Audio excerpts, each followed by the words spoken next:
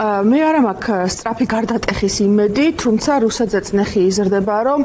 შინაარსობრივად უფრო ქმედითი და არამხოლოდ ტექნიკური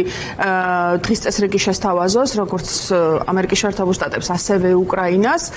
მათ შორის აი ამ რთულ საკითხებზე, აი ეგრეთ წოდებული დენაციფიკაცია, დემილიტარიზაციის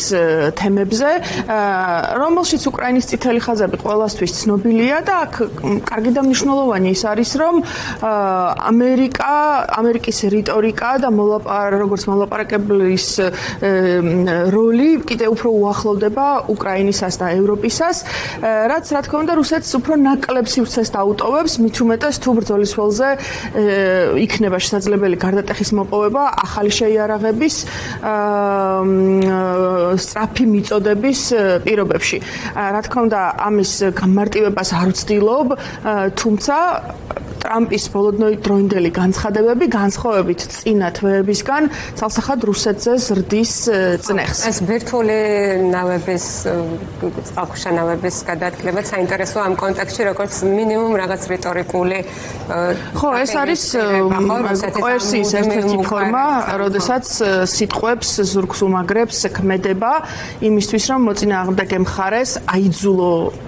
არ გააკეთოს ის რისი გაკეთებაც უნდა. რაც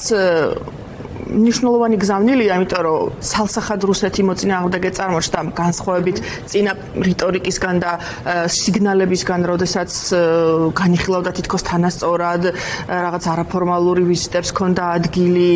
და ასე შემდგომ, ხო? ახლა ეს ბირთვული ესკალაციის თუნდაც სიმბოლური ნიშნები მინიმუმ იმას აჩვენებს, რომ ამერიკისთვის რუსეთი არის მოწინააღმდეგე აგრესიული სახელმწიფო და ეს არის ძალიან მკაფიო და მძლავრი გზავნილი, როგორც ტრამპს ჩვევია, რომ რუსეთმა უნდა დაუწიოს რიტორიკასაც და უნდა დაფიქრდეს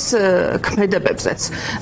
ეს არ ნიშნავს იმას, რომ მარტივი გარდატეხა შევა სამშვიდობო პროცესში ან ომის ველზე, მაგრამ ეს ნიშნავს იმას, რომ ამერიკის პოზიციები სერიოზულად დაუახლოვდა უკრაინის და ევროპის პოზიციებს და აუცილებლად იქნება აუცილებლად იგრძნობს პუტინი წნეხს. მით უმეტეს გავითვალისწინებთ იმას, რომ ინდოეთი შეწყვეტს ნავთობპროდუქტებით ვაჭრობას. ჩვენ ვიცით, რომ ძალიან მალე იგეგმება სტოკჰოლმში თუ არ ვცდები, მაღალი დონის სავაჭრო მოლაპარაკებები ამერიკის შეერთებულ შტატებსა და ჩინეთს შორის, სადაც იქნება განხილული უამრავი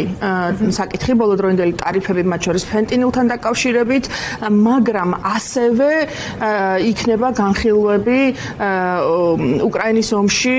რუსეთის მიმართ ჩინეთის პოლიტიკასთან დაკავშირებით, რომლის კონტექსტშიც იქნება ასევე საუბარი ნავთობპროდუქტებით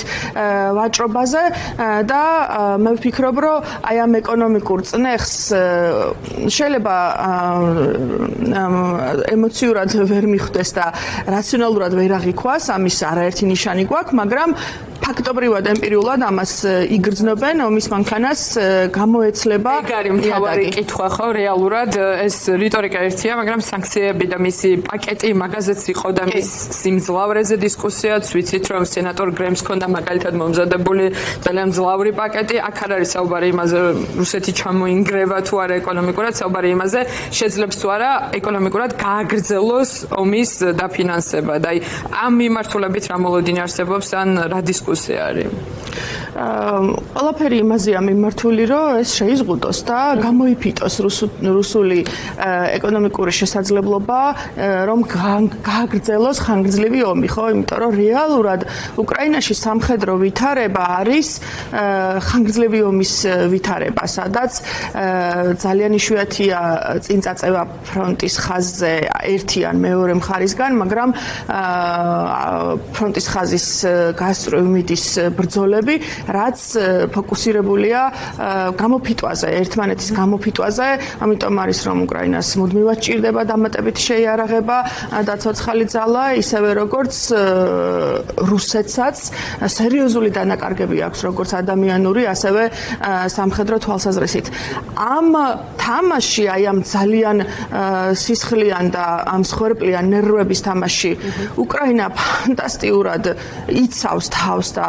სამშობლოს და რა თქმა უნდა არის ძალიან ძლიერი მაგალითი თავდადების,